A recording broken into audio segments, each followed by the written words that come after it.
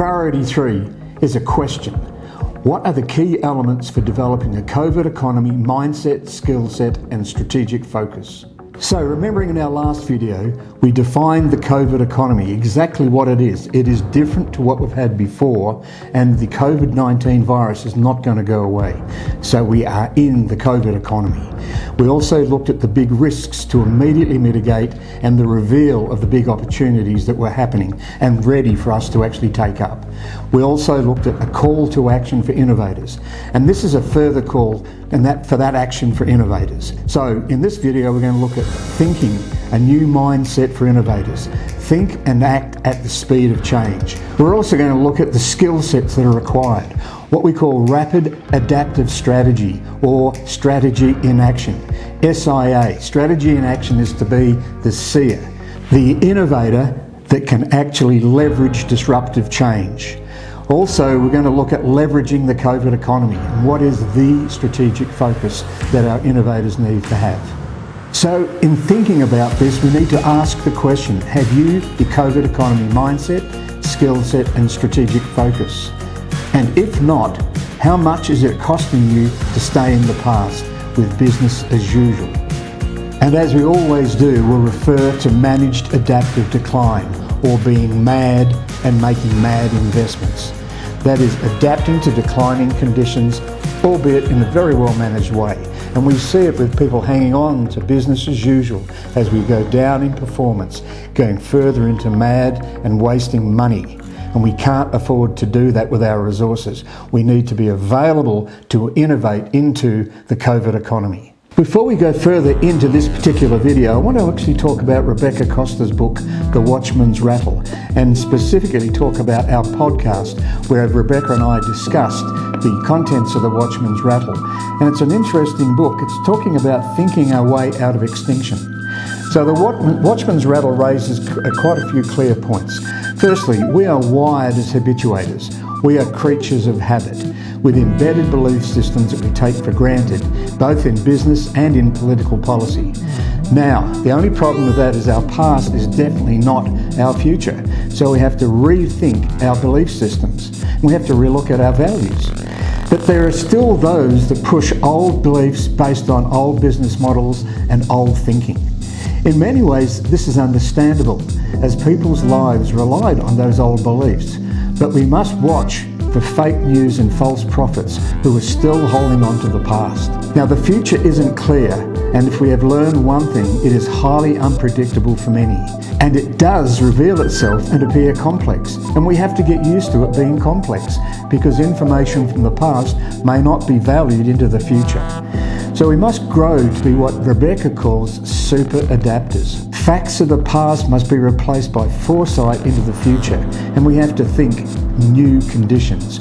What are the immediate, those that are happening now, and emergent conditions that we have to play into? And our businesses and our organisations must work in that new future. So we, as Rebecca says, must come to terms with complexity in picoseconds. That's meaning we have to be highly adaptable. So now we're looking at a new mindset for innovators. Firstly, thinking and acting at the speed of change to mitigate risk. Remember, we talked previously about density disaster and the breakdown of the square metre economy. We also talked about physical supply chains versus digital supply chains. Totally different businesses and totally different things to look at. Where will we be in the new productivity to come? And critically, we have to ask, where will new productivity come from? Now, we also have to be thinking and acting at the speed of change to actively pursue opportunity. Now, this is going to be critical. If we're going to be generating sustainable value into the future and truly leveraging this disruption in the COVID economy, we have to be thinking active pursuit of opportunity, not trying to just cuddle up to business as usual and thinking that's going to last forever. That will lead us into mad. What we have to be thinking about is what are those new opportunities and stretching ourselves to go after them. We have to be thinking about remote workforce management, and that's already a given. We're in that business of doing things through telework, etc., telemedicine, etc., like that. So these opportunities are there, such as micro-manufacturing, smart products produced in small batches. We can already do that if we actually apply the capability we already have. The third thing I'd say is pan-safe. Now this is going to be an immensely big business, big industry. What will it take to be and to feel secure in the future is the big question for pan-safe.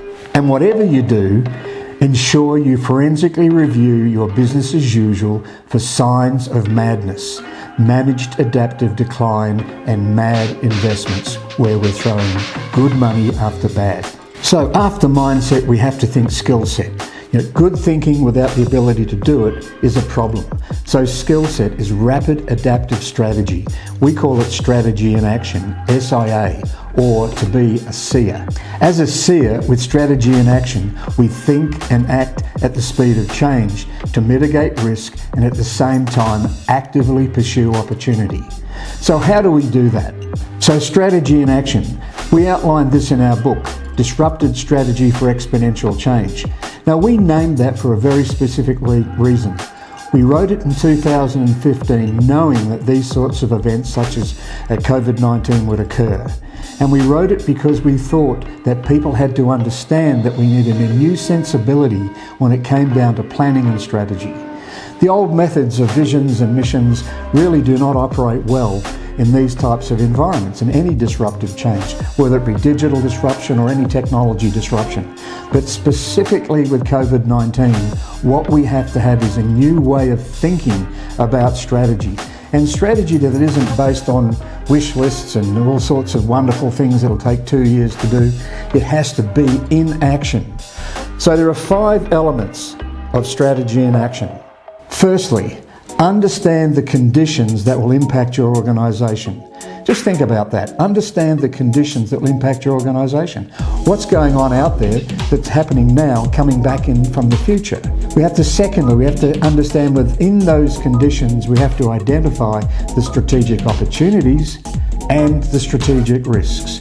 Where can we go with our opportunities? What risks do we need to mitigate? And we have to be able to do that virtually in real time if we're going to be in sync with changing conditions. So it's best to learn at least those 2 things as fast as you can to make sure that you can see where you're going in the future with whatever you're going to be wanting to do in the future to generate value. And that takes us to our 3rd point. Through this context of understanding conditions and opportunities and risks, identify the value that you want to generate and really start to dig deep into what do you mean by value. We're going to talk about this in further videos, but we have to understand what's the value proposition that we're putting in to that new set of conditions that will be valued by our customers and clients. We have to also think, what are the values that we hold inside our organisation that stand fast? We have to remember that values are the only thing that really stands up when past information and beliefs don't work. So what do you value in your organisation and what value you're going to generate are critical questions to ask yourself. Now, when we understand the conditions, opportunity, risk, and what value we want to generate, we can start to think about capabilities. So identifying those capabilities to generate value becomes a really baseline question. Now, what are the competencies? What are the people competencies we need? What are the equipment competencies, for digital, for physical, whatever it might be, that combine to be able to deliver a set of core capabilities to deliver value or generate value. And finally, when it comes down to action, the 5th element is looking at catalytic actions. These are the small actions that can be taken to access and enable capability. So that's really as simple as you can get. It's like, what capability do we need to build? By what actions can we take? And we have to be really careful that we're taking the right actions in sync with change. So a lot of times we're testing those conditions with the actions we take to see what the feedback is on a regular basis. So think strategy in action. Be the seer. And think about it as an algorithm that we can use. And if you think about it, in fact, we're already using it. This is an inherent part of our basic human capability. Just think about driving a car. We're going down the road. We're going somewhere to generate value for some reason. We don't drive a car down the road for nothing necessarily. There's some element of value we're generating. When we're in the car, we're always looking at the conditions. We're always looking at the immediate conditions in front of us, but what's emerging around us and also from behind. We're stuck in the conditions, looking at those conditions on a regular basis, always evaluating the opportunities and the risks. There's no set plan for us to be able to shift and shape around without really understanding the opportunities and risks in the moment.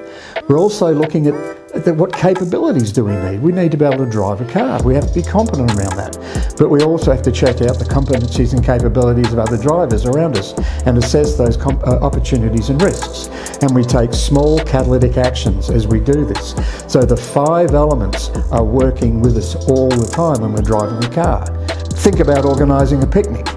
You know, when we're going to be organising a picnic, it might be on the weekend. So if today is Wednesday, what's the conditions on a Saturday? What's the weather conditions? Are we going to be taking kids? What's a park that's safe for kids? Once again, conditions. What are the opportunities and risks? And we might even think we're doing it, but we're always managing the opportunities and the risks. Well, there's a playground there, fantastic. Well, there's also a creek, or we've got young children, there's a risk. Opportunity, risk, inside conditions. What value do we generate? We want to have a great time with our kids. And also, if you start to think about the catalytic actions we take, we start to pack things up and use our capabilities to put ourselves together a picnic hamper and all of the equipment we need. And the same goes for playing sport. So think about that. How do you already use strategy in action? How are you as a seer? Now, all we do in Resilient Futures is reveal that understanding to people, bring it out, train it at the organisational level, train it to do strategy in action for business, for organisations, and also for individual people who are looking for their own work or career development. That strategy in action we must use at this time to actually put a footprint down in the COVID economy that we can actually work with. So finally, leveraging the COVID economy. This must be your strategic focus. So 4 points to finish on. Firstly, you must understand the COVID economy. You must understand and identify the conditions within the COVID economy that are, will, or may impact your organisation. Secondly, your strategy must be in action, ongoing, in sync with rapid change, or preferably even ahead of change. Changing ahead of change is what strategy in action was designed to do. In this case, because most of us have been caught out, we have to think, how do we get in sync with rapid change? How do we adapt as fast as we can to this rapidly emerging COVID economy? Third, leaders and their teams must be aligned. They must be trained in the same strategic framework and language, and that is really important because fundamentally, strategy is a discussion and a conversation and actions that come out of that. There is not necessarily any equipment provided. It's just how the team aligns in what they're discussing, the language they use, and the frameworks they actually use, or the strategic framework. Now, this creates a shared context for decision making. You quickly find if an organisation is in chaos or can't actually work out where to go, is they don't have a shared context for decision making. So that team alignment is critical. And finally, a fourth point, we're all in this together and we all must be in it together. So at least everyone with decision making powers must be trained and aligned with the strategy. And we would suggest strongly that that be strategy in action, so that the whole team and the broader team can come together with the same language to create head strategy and sub-strategies to make sure everything is coherent and combined as we actually leverage the disruption of the COVID economy. We at Resilient Futures don't just believe, we know that there is a way forward. And that's a way forward for most organisations and people. But the thing is, we need to think about it. This new mindset for innovators, thinking and acting at the speed of change. We have to have a skill set that includes rapid adaptive strategic thinking, strategy in action, being the seer.